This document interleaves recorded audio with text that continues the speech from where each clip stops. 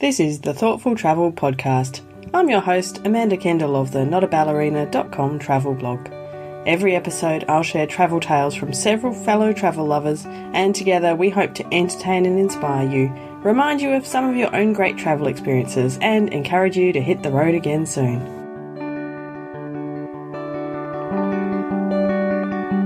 Hello and welcome to episode 102 of the Thoughtful Travel Podcast.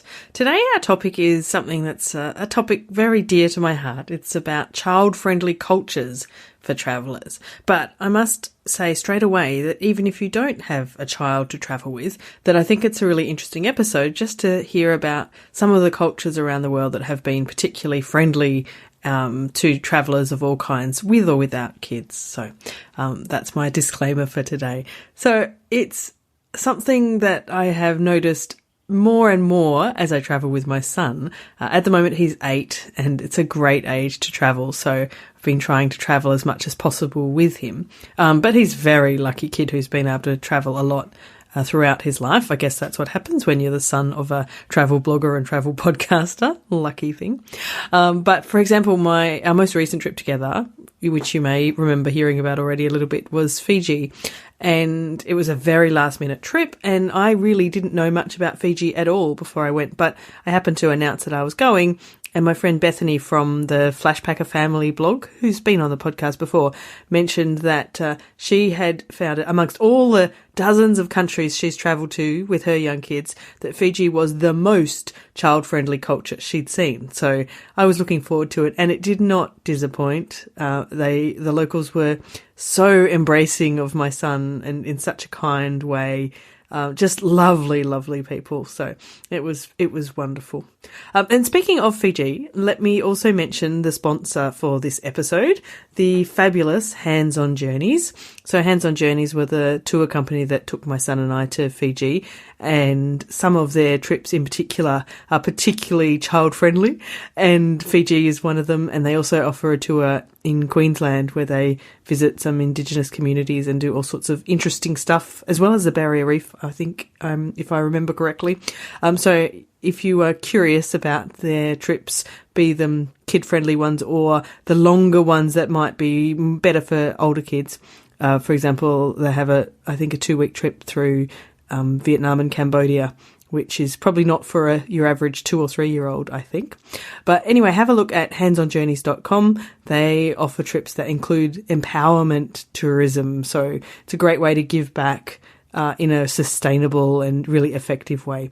And if you are curious about their trips and ever sign up for one, don't forget to use my special discount code. It's Amanda10, and that will give you 10% off any tour with Hands On Journeys. So thank you very much, Hands On Journeys, for your sponsorship of this episode. And now on to my first guest, or first guests in this case. It's Lindsay and Marshall from the Tumble podcast and also from Tumble Travels. But I came across Lindsay and Marshall because my son loves listening to kids' podcasts, and their Tumble podcast is a really great science podcast for kids. And recently they moved with their young son from Texas to Barcelona. And of course, I've been particularly interested in that, and they've mentioned it a few times on the podcast. And so I got in touch with them and said, how about telling us some more about what it's been like to move your young son to the Spanish culture?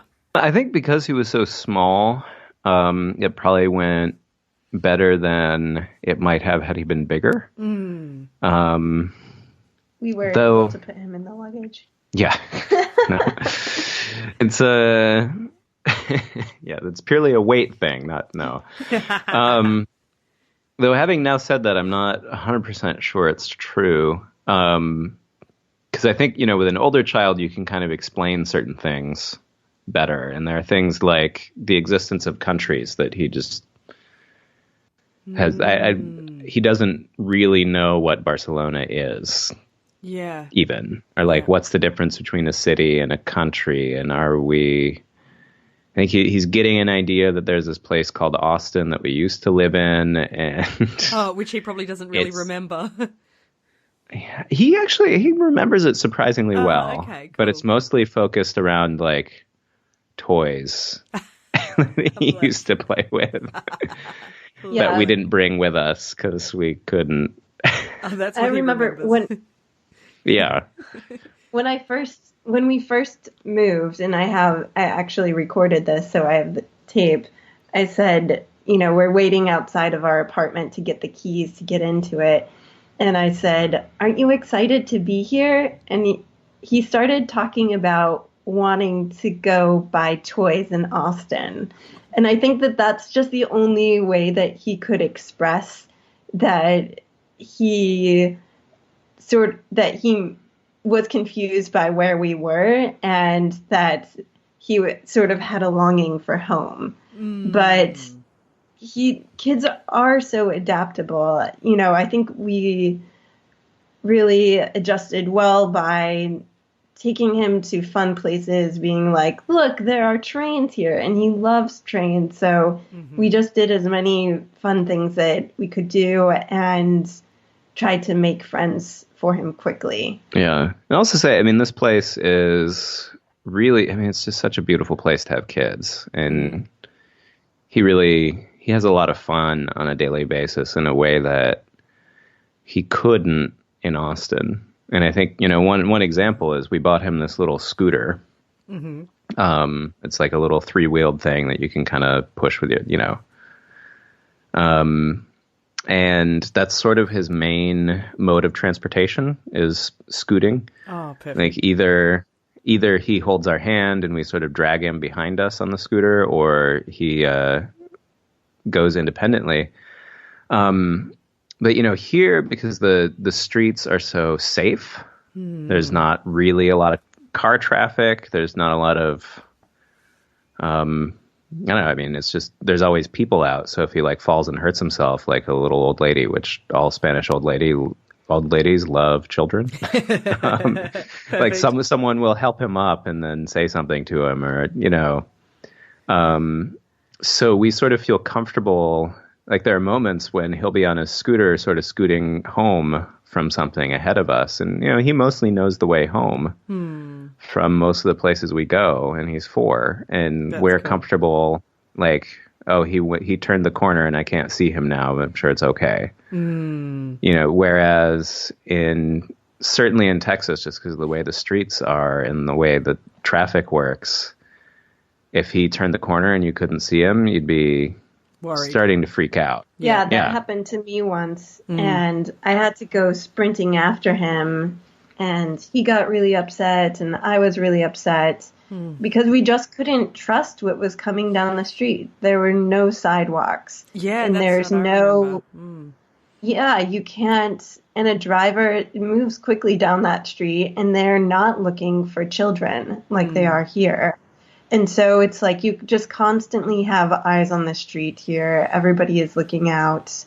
And, another thing, he'll kick a ball down the street and it just comes right back to him because people are kicking the ball at the same time. That's fabulous. I'm still not over that. It's amazing. Yeah, it's very much, whenever you go out to our neighborhood is full of all these plazas, and it's sort of just like a place where there's restaurants, there's cafes, but it's also you have people walking through, you have people just hanging out, and there's always, during the day anyway, there's kids playing constantly. And so there's basically nonstop soccer. So you'll always see people, people in suits and ties on their way to their job, and then a soccer ball goes flying past them, and they don't even break stride, they just kick it right back to the kid. That's awesome. And you just see that all the time. I love that. That is really cool. Sometimes maybe they'll do some tricks, and there's just very much a playfulness and an integration of children into just everyday life that you don't see. They're not sort of isolated off, and here's where the children are, and here's where the teenagers are, and here's where the adults are. It's everybody's mixed up. Which I think is also good if you have a teenager, because it's compared to Austin, there's so many fewer places where teenagers can go and do horrible things. Yeah, maybe you have to move back, come again to Barcelona when he's a teenager. Yeah. I'm sure they still do all the things that we'd rather teenagers don't do, but they sort of have to do them in public. So that, I think, is a moderating factor.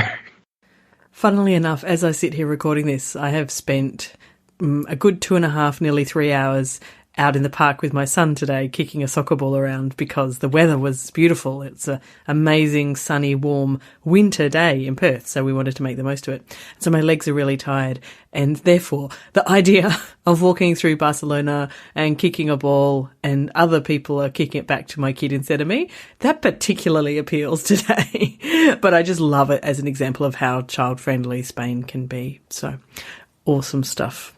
Now, my next guest today is Lucas Peters. Now, you might remember from just last episode that I chatted with Lucas and that he is a particular expert about Morocco, and that's one of the places we discuss as being particularly good for travelling with kids. And we also get a bit sidetracked to one of my favourite topics about just how beneficial travel is for kids.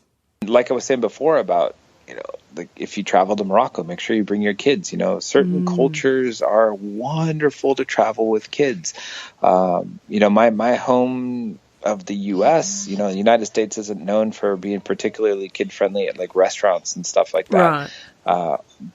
But you go into, a place like Morocco and people bend over backwards. They see a little kid and they want to make him happy. We spend a lot of time in the south of Spain, and it's the same thing there. People are incredibly warm and generous and much more family oriented, and they'll want to give them kisses on the cheek and hold them and everything. And these moments for us have opened up a whole other kind of portal into cultures that we're traveling to, where you get to connect with people on a very parent to parent basis, which I think is that's somehow a tight knit group. We're all in it together, trying to raise these little people as best we can. Yeah. If you can see someone else has a child, then you've just got this instant bond because you know a lot of things that you have in common with them. So absolutely, regardless of culture or language or anything. Yeah, I mean, we have the same concerns about, say, nap time or about, changing diapers, or, maybe it's about, making sure they have their favorite, Spider-Man toy or whatever 8-year-olds are into these days. I don't know, but I will know in 6 years. You will. And for mine, it's Lego. So Lego's fantastic. We're trying to get him hooked early on. He's right now in the next room playing Duplo as we speak. Perfect. Well done.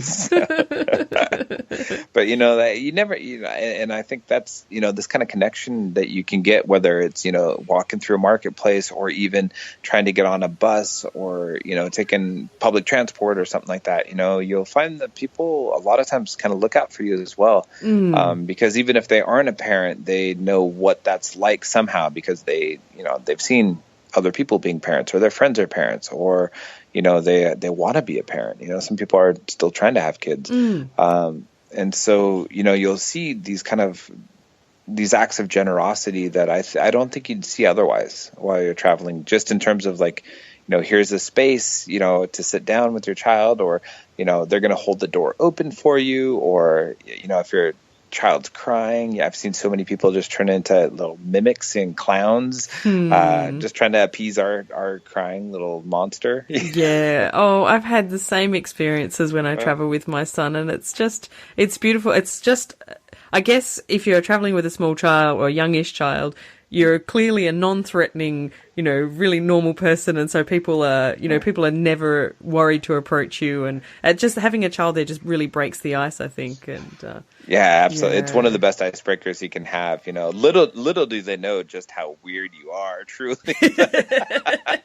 That's right. Well, at least I am. He's just my disguise. But oh no! But having a little one with you, especially like mine's still little enough. Especially so, for example, last month or the month before, we were in Japan, and so he's not quite blonde anymore, but he's certainly got fairly light hair, and he still looks really different to he stands out in Japan, and so he and he's still kind of like still little enough to be pretty cute.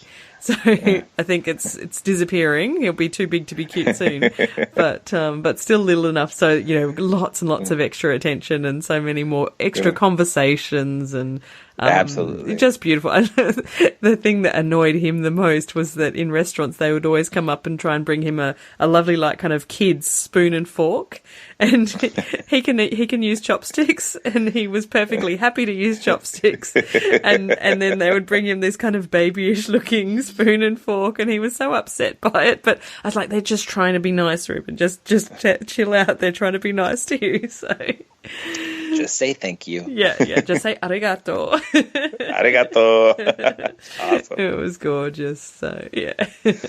But no, I agree. So obviously you're going to continue to travel with your little man as he grows older. Oh yeah. In fact, I'm working on a book project right now. I'm trying to put together is like the parent's guide to traveling anywhere. Oh, cool.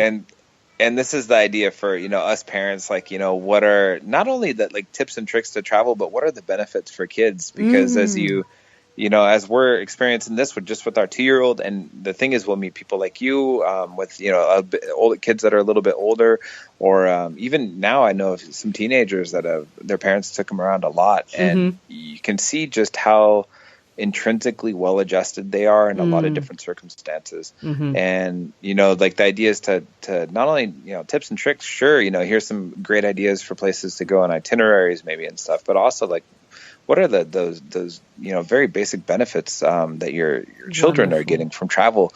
And I don't think that's something we talk about enough, because even at an incredibly young age, it really does benefit kids. At least we really believe that. It really does benefit kids. I cannot tell you how much I love hearing this. I absolutely believe it. Because, there's those people who tell you, what's the point of traveling with kids when they won't remember it? But there is so many points. There's so many reasons to do it. And I think it absolutely intrinsically changes their development and their personality and how they grow up and their outlook. Like in ways that, it's... Like I know my son would be a completely different kid if he hadn't had the opportunities he's had to travel. So, yeah, and I think it has a lot about expanding comfort zones, maybe encountering different sorts of people that talk in different ways, and that concept, not being exotic or anything, but being more normalized for them. I think that helps a lot for them, even in their home context when they're put in different situations. I'm pretty sure Lucas and I could have chatted about the benefits of travelling for kids for about 6 hours nonstop. But I particularly liked what he said about how he thinks it makes them kind of well adjusted in lots of different circumstances. And I just wanted to tell a quick story about our recent trip to Fiji. And when we went to visit a village where the tourism operator there, where Hands on Journeys is running a project to help them become a tourism business. Anyway, as part of that village visit, we had a welcome ceremony as we arrived in the village, and that involved us all sitting around and drinking kava and, kind of following some other rituals. And I didn't really even look at my son because I thought, oh, he's not going to like this. Surely what 8-year-old wants to do this? But he, I guess from being in different circumstances very often, it didn't freak him out, and he did exactly as he was meant to do. And of course told me afterwards that he thought the kava tasted absolutely disgusting, and probably he was right. Well, not probably, I didn't like it much either, but he correctly followed the ceremony and didn't think that it was weird or anything, just thought this is what you do here and I will do it because it's the right thing to do for these people who are welcoming us. And he drank it again in the farewell ceremony. So I think that, I'd like to think that his many different travel experiences have led him to be that way. So anyway, just my thoughts. And as I say that, I feel like I've told this story before, but I think I've just been telling people in real life. So apologies, podcast listeners, if you have heard it already. Now, my final guest today is Sandra Muller, who is a fellow Aussie, but she's currently living in South Korea. And she and I talk about the general friendliness in South Korea first before we talk about its kid friendliness. And a special quick warning, we also happen to mention a very adult-themed amusement park, just in case you're listening with kids.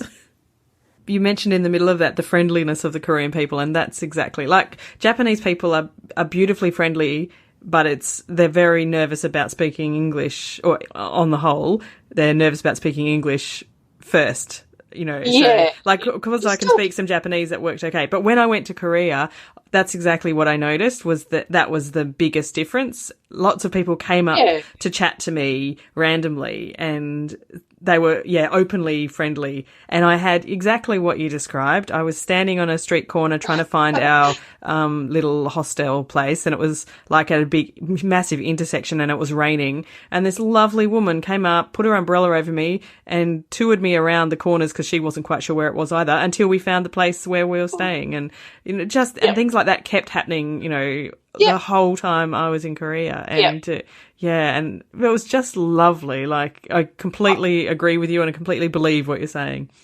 I've had people roll down their car windows and throw me an umbrella when it's raining. Wow.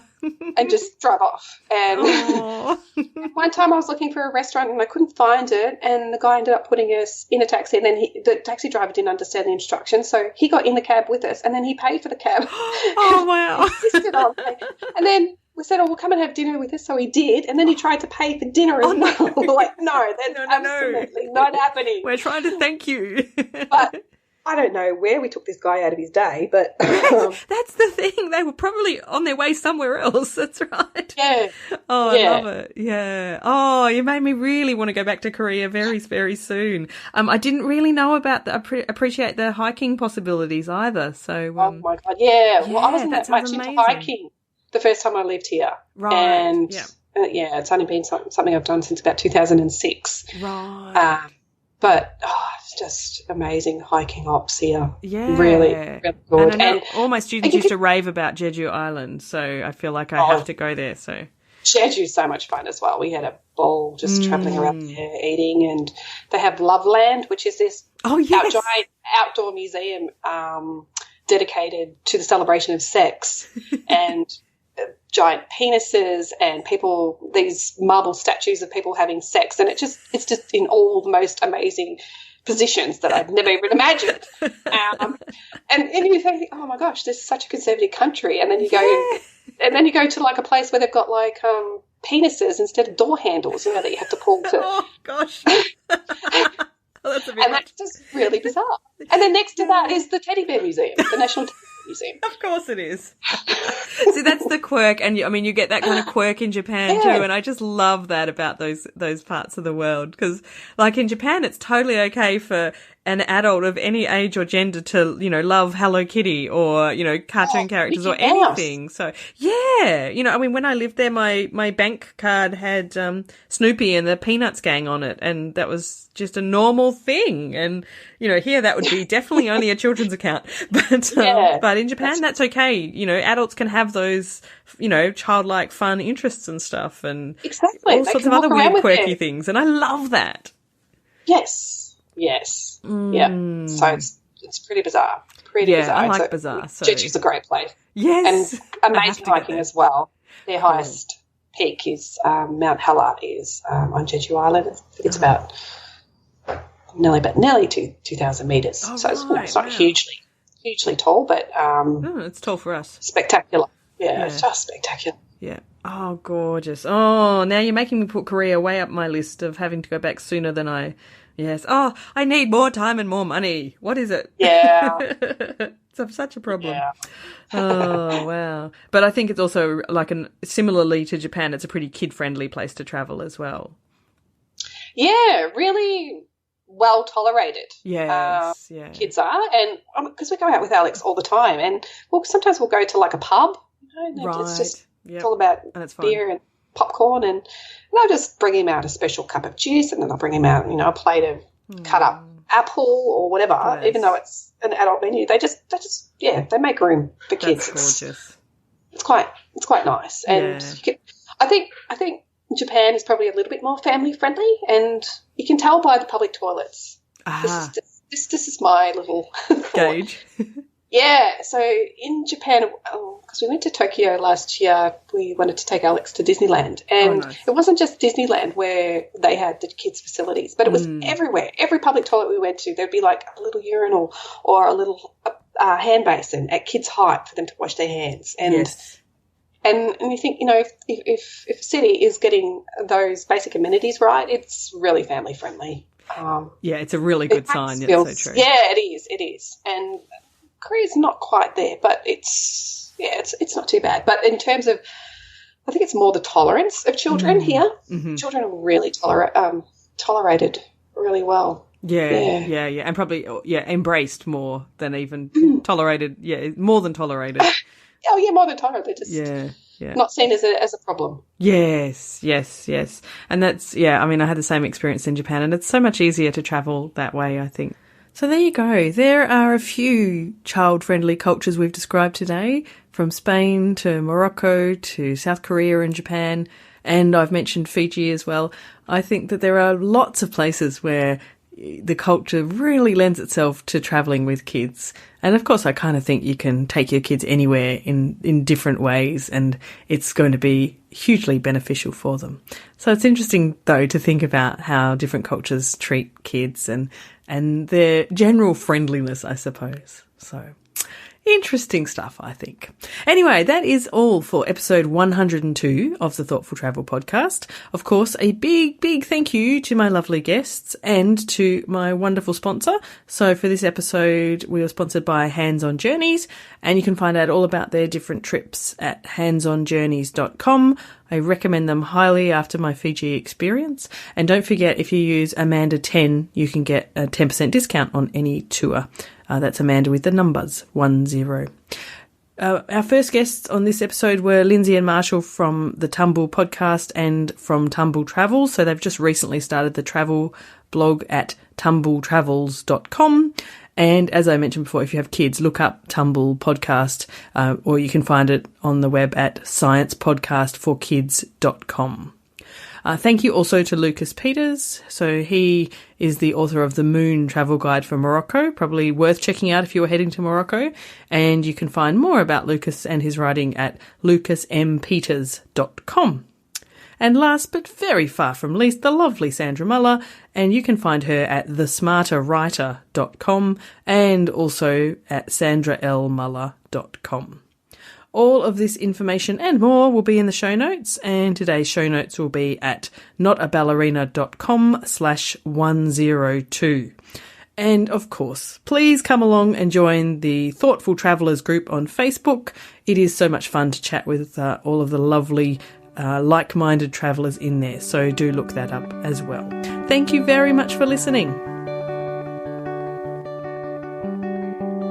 This has been another episode of the Thoughtful Travel Podcast. Show notes and other information are at notaballerina.com/podcast. Join me again soon for another chat about why we travel. Bye for now.